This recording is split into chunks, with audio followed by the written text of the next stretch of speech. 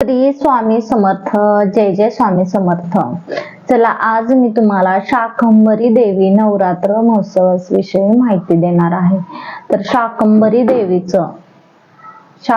देवी म्हणजे दुर्गेचंच रूप आहे आणि आपल्याकडे 4 नवरात्र केली. त्यातलं हे शाकंभरी देवीचं नवरात्र हे पौष शुद्ध अष्टमी ते पौष पौर्णिमा म्हणजेच 28 डिसेंबर 2025 ते 3 जानेवारी 2026 या कालावधीमध्ये आपल्याला शाकंभरी नवरात्र साजरं करायचं असतं. खरं तर 4 नवरात्र असतं.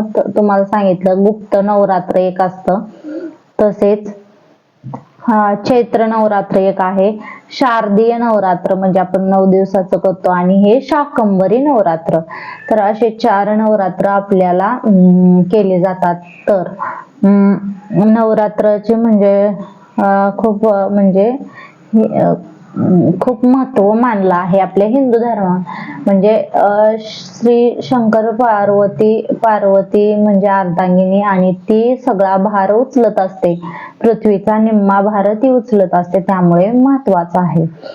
तर म्हणून आपल्याला साक्षात कुळदेवीची उपासनाच केल्याने आपल्या घरातील सगळं ऐश्वर्य, आरोग्य सगळं काही नीट होतं, आपल्या अडीअडचणी व्यवस्थित होतात.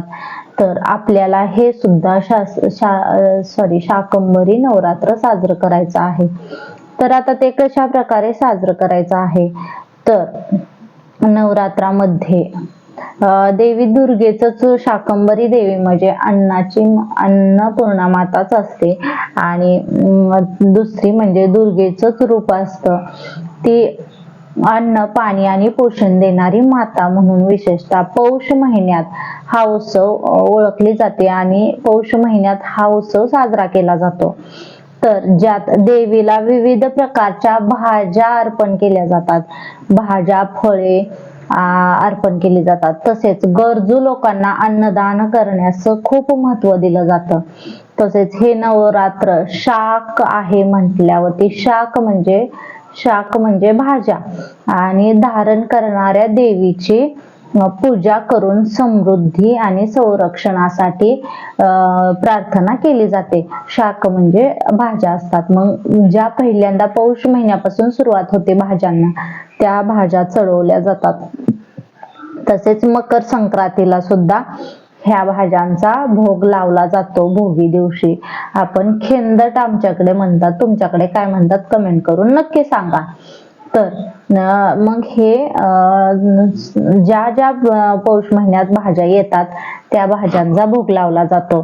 तसेच शाकंभरी देवीचे नवरात्रीचे महत्व काय, तर पोषण आणि अन्नदात्री म्हणून देवी शाकंभरी म्हणजे शताक्षी देवी, ही दुसरं नाव आहे शताक्षी, म्हणजे शताक्षी देवी मानली आहे.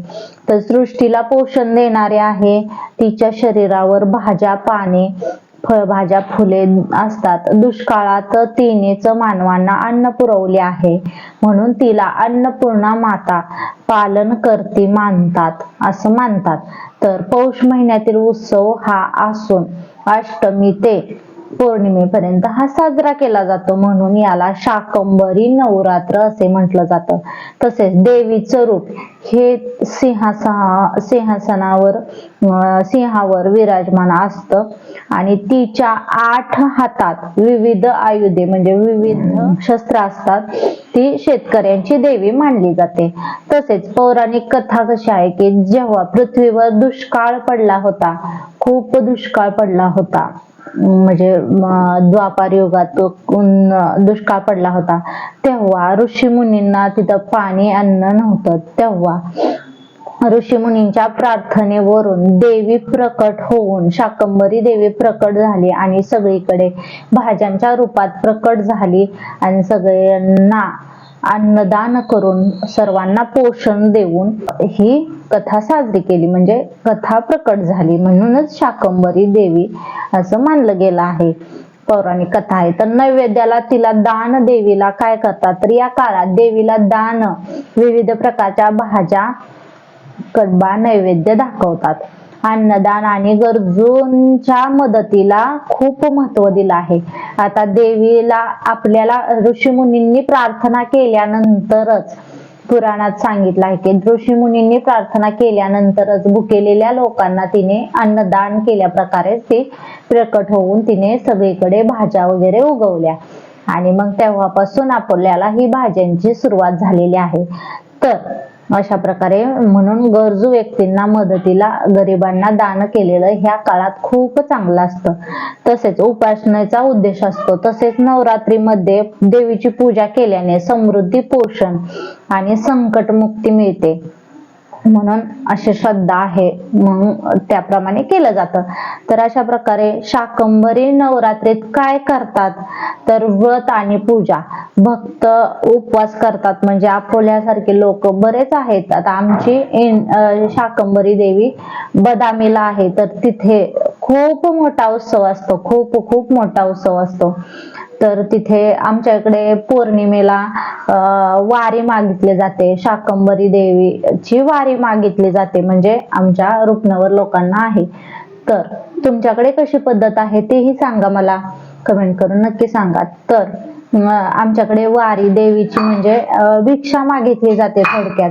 मग त्यामध्ये कोणी लाडू देतं, कोणी पुरणपोळीचा नैवेद्य असतो, कोणी पेढे देतात, केळी देतं, काही भिक्षा म्हणून काही देतात, मग ते मागितलं जातं. तर विशेष पूजा करतात इकडे भक्त. तसेच भाज्यांचं अर्पण केलं जातं. नवरात्रामध्ये विविध प्रकारच्या भाज्या, फळे, पालेभाज्या देवीला अर्पण केल्या जातात आणि हाच देवीचा प्रसाद मानला जातो. तसेच अन्नदानही केलं जातं. गरिबांना गरजूंना अन्नदान करणे हा महत्वाचा उत्सव मानला गेला आहे तिथे.